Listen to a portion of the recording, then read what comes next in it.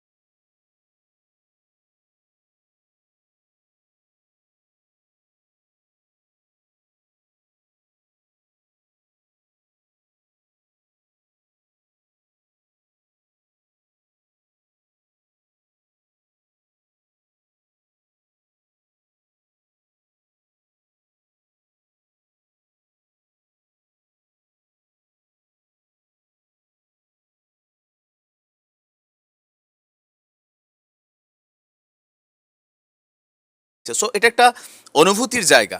সেইখানে মানে মদ্যপ অবস্থায় মানে গান টান বাজাইয়া, তাও মিশরে আর সরি মানে ফিলিস্তিনের সবচেয়ে বড় ডিজে, ওনার নাম হচ্ছে সামা আব্দুল, সম্ভবত এই মহিলার নাম বেয়াদব, সে তারে নিয়ে সেখানে ডান্স পার্টি হচ্ছিল। তো বিষয়টা যখন স্থানীয় জনতা টের পায়, তারপর পুলিশকে খবর দিছে। খবর দেওয়ার পরে পরবর্তী দিন পুলিশ এ ডিজে আব্দুল সহ, সামা আব্দুল সহ পাশাপাশি আরও ৩-৪ জনকে গ্রেপ্তার করেছে। গ্রেপ্তার করার পরে আপনার ফিলিস্তিনের আদালতের মাধ্যমে এদেরকে 15 দিনের রিমান্ড নেওয়া হয়েছে। এখন কেন তারা এই কাজ করছে সেটা সম্পর্কে হয়তো তথ্য চাইবে। আর ফিলিস্তিনের যিনি প্রধানমন্ত্রী আছেন মোহাম্মদ শতিয়া, তিনি বলেছেন যে বিষয়টা অনেকটা ন্যাক্কারজনক এবং দুঃখজনক, আর এই কাজটা কেন করা হয়েছে সেটা জেনে এদেরকে দৃষ্টান্তমূলক শাস্তির আওতায় আনা হবে। আমার মনে হয় এদেরকে আসলে ফাঁসিতে ঝুলাই দেওয়া উচিত। এই ফিলিস্তিনের প্রতি যদি এই বিষয়গুলো সামনে আসে, তাহলে আপনার মানে বহির্বিশ্বে কি অবস্থা হবে এই জিনিসগুলো যখন সামনে আসতেছে। আমি কেন সামনে আনলাম অনেকে প্রশ্ন করতে পারেন।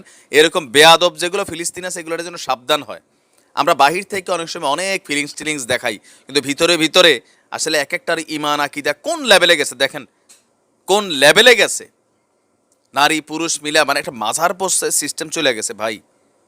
ইসরায়েলের সাথে ফিলিস্তিনের এই যুদ্ধে আমরা ফিলিস্তিনকে সাপোর্ট করি। আপনি জানেন যে কি বলা হয় যে আপনার কোনো একজন ফুটবলার, পগবা সম্ভবত ওনার নাম, তিনিও ফিলিস্তিনের পক্ষে আইসা একটা ব্র্যান্ডের যে ফিলিস্তিনকে ইসরায়েলি নির্যাতন করার কারণে, আবার চীনের উইঘরে মুসলমানদেরকে নির্যাতন করার কারণে চাইনিজ যেই হুয়াওয়ে ফোন আছে সেটার তিনি অ্যাম্বাসেডার ছিলেন, ব্র্যান্ড অ্যাম্বাসেডার, তিনি সেটা থেকে ছেড়ে দিয়েছেন, বলেছেন তিনি এটা কাজ করবেন না। ফিলিস্তিনের জন্য অনেক মানুষ, অনেক মানে মুসলিমরাও কিন্তু এই বিষয়টা নিয়ে সহানুভূতি দেখায়। কিন্তু এই যদি হয় ইয়াং জেনারেশনের ভেতরকার অবস্থা, তাহলে এদেরকে সহায়তা কে দেখাবে, কি করবে এদের প্রতি অনুভূতি? এই বেয়াদবগুলোর দৃষ্টান্তমূলক ফাঁসি চাই, এদেরকে ফাঁসি দেওয়া হোক, সেটা আমরা চাইবো।